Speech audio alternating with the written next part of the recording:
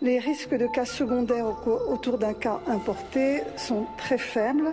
Je pense que la situation actuelle a mis en exergue l'utilité et l'importance du passeport. Parce qu'en fonction du passeport que tu as, tu pouvais être bloqué à certains endroits ou avoir un laissez-passer. Ça a été le cas d'ailleurs de certains de mes amis. Par exemple, j'ai des amis qui sont chinois. Eh bien, leur passeport a été bloqué dans plus en plus de pays. Alors, certains ont réussi justement à s'en aller avant ça parce que sinon, après, tu te retrouves complètement bloqué dans un pays et ça peut ne pas être facile. Et là, je me suis dit, il y avait peut-être un truc à faire parce que je ne dis pas qu'il faut changer de passeport non plus, mais on peut peut-être avoir un deuxième passeport, peut-être penser comme ça.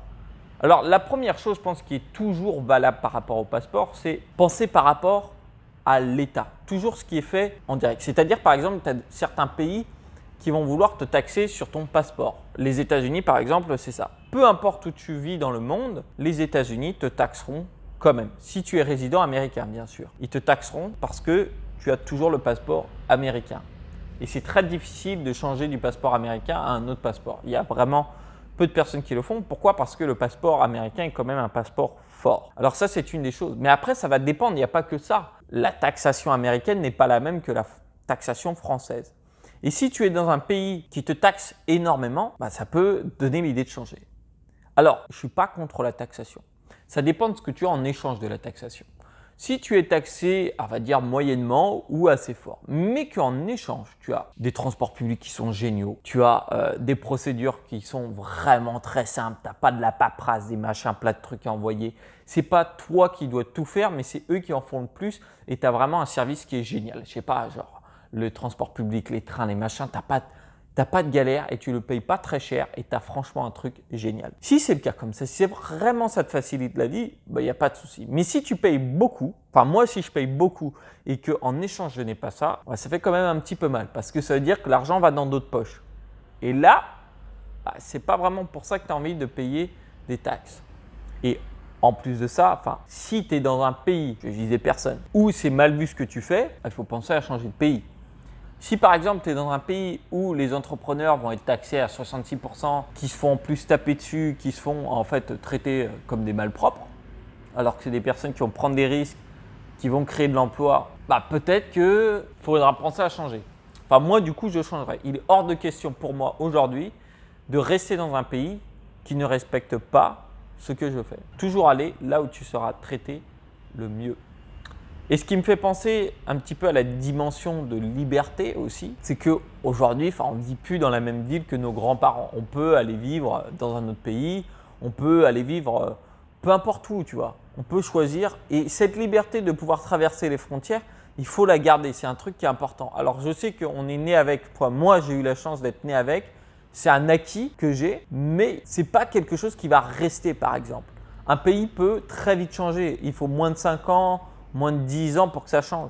Un exemple tout bête, par exemple, la livre sterling. Les Anglais, au début, c'était tranquille, tu vois, ça montait bien. Ils avaient un fort taux de change. Ils arrivaient en Europe, pour eux, les vacances, c'était royal, quoi. Tout coûtait que dalle. Et voilà, une décision commune d'un pays, boum, la livre sterling qui s'effondre. Alors, qu'est-ce que ça change pour toi? Si tu es le clampin qui reste vivre en Angleterre, ça ne change rien. Mais si tu aimes bien aller un petit peu voyager, tu aimes bien peut-être vivre à l'étranger ou des choses comme ça, toute la valeur que tu as créée, tout l'argent que tu as amassé, a perdu énormément de valeur. Et ça fout quand même les boules. Parce que ça veut dire que direct, on vient et hop, on enlève une partie de ce que tu as gagné, quoi. En plus des taxations qu'il y a à côté. Et là, ça fait le truc, tu te dis, ça peut être quand même pas mal si je diversifie. Là, on ne parle pas que du passeport peut-être. Mais d'avoir cette vision où on a peut-être l'argent dans plusieurs pays, là, ça fait sens encore une fois. Et ça, c'est sur tout le point de vue de la liberté. Mais il n'y a pas que la liberté dedans. Je pense qu'il y a aussi dans le futur, et qui sera vraiment associé à la liberté, si on se dit, le réchauffement climatique, je ne suis pas là pour lancer des débats, où le réchauffement climatique, c'est vrai, c'est en fonction de la pollution. C'est la théorie la plus cohérente pour l'instant. Ça ne veut pas dire que ce sera la théorie qui sera définitive, peu importe, ça je m'en fiche. Mais si c'est le cas, il va y avoir un exode. C'est-à-dire que des personnes vont aller dans des pays plus froids, dans des régions plus froides. Et peut-être qu'à un moment, le passeport que tu as à ce moment-là, il ne vaudra pas le coup. Et tu seras bloqué. Et c'est-à-dire que tu resteras dans des endroits où les conditions de vie ne sont pas idéales, quoi. Et il faut vraiment penser dans son futur à soi. Quelle est notre journée idéale? Comment est-ce qu'on voit notre futur? Comment est-ce qu'on se voit vivre? Est-ce qu'il y en a qui vont préférer habiter sur une île paradisiaque? Il y en a qui vont préférer aller travailler tous les jours à la Défense. Chacun va avoir des préférences. Et je ne suis pas là pour juger les préférences de chacun, moi je m'en fiche totalement. Ce qui compte, c'est de vivre la vie qu'on veut et de ne pas avoir de regrets quand on est sur son lit de mort. Je pense que c'est le but général de la vie. Là, on est rentré un petit peu dans un débat philosophique. Quand on pense à cette notion de liberté, aujourd'hui, le passeport français est pratique. Il est pratique parce que dans pas mal de pays, tu peux rentrer puis tu auras un visa touriste directement. Mais si tu as un deuxième passeport, tu peux avoir des visas de touristes qui vont être plus longs. Ou peut-être que le passeport français, eh bien, il ne va pas être aussi bien après. Dans 20 ans, peut-être qu'il ne sera pas aussi bien. Et c'est là, je pense que si on devait conclure, il ne faut pas se dire que, ouais, bon, ok, on change de passeport maintenant, mais se prolonger et aussi cliquer sur le bouton s'abonner. Parce que si on ne clique pas sur le bouton s'abonner, on ne saura pas quand j'ai un nouveau passeport, par exemple, si j'en ai un ou pas. Donc, il faut cliquer sur le bouton s'abonner et puis cliquer sur la cloche. Sinon, ça ne fait pas de sens. Il y a une perte de passeport en jeu. J'ai entendu ça quelque part. Et pensez, tant qu'on est là, sous la barre, à cliquer sur le bouton pouce bleu. Mais vraiment, c'est ça. En fait, je pense que c'est une procédure qui est plus long terme, où il faut se voir, se dire, bah, attends, sur 3 à 5 ans, je me mets un petit peu le défi d'essayer d'avoir un autre passeport. Et tu peux avoir une double nationalité, ça ne veut pas dire que tu vas renier ta nationalité française. Alors, il n'y a pas tant que ça de pays au final d'ailleurs qui autorisent la double nationalité. C'est quelque chose qui m'a un petit peu étonné lors de mes voyages. Je pensais que c'était quelque chose de très commun.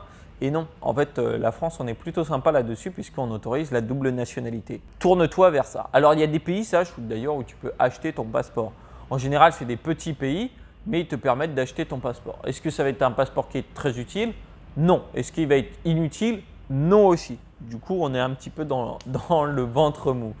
Mais je pense que dans les 20 à 50 années à venir, l'utilité du passeport et d'avoir une diversification de son passeport, ça va faire vraiment ça. Parce qu'il y a des transferts de capitaux qui vont se faire, parce qu'on le voit aujourd'hui. Et certains passeports vont être plus délicats que d'autres. Alors, dis-moi en commentaire, toi, si tu es dans le processus d'avoir un nouveau passeport ou si tu avais pensé ou si tu penses que c'est une totale connerie. Tu peux me dire, Antoine, là, tu as pété un plomb.